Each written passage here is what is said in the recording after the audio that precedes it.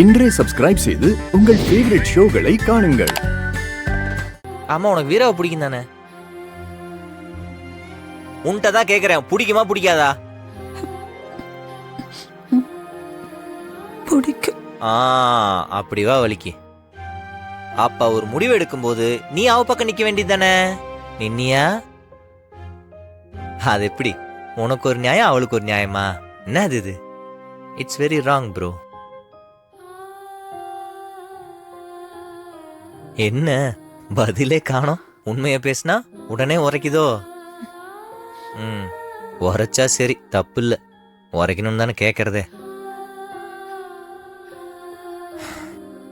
இங்க பார்த்த எல்லா உறவுலையும் இந்த மாதிரி ஒரு இடம் வரும்.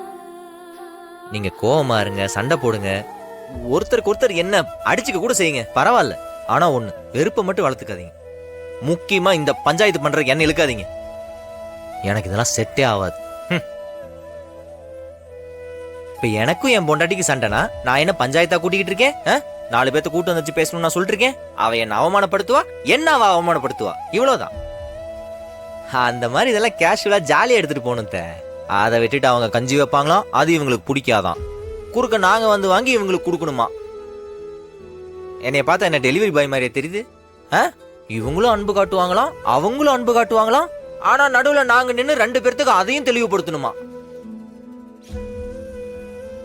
இந்த வேலையை என்கிட்ட வச்சுக்காதீங்க, ஆளை விடுங்க சாமி. ஹாஸ்பிட்டல் எப்போ போகணும்னு சொல்லு, கூட்டு போறேன்.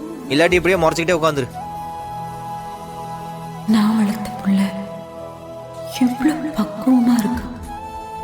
இந்த பக்குவம் எனக்கு இல்லை. 1000 இருந்தாலும் பொண்டாட்டியை விட்டு கொடுக்காம பேசுற நீ எப்பவும்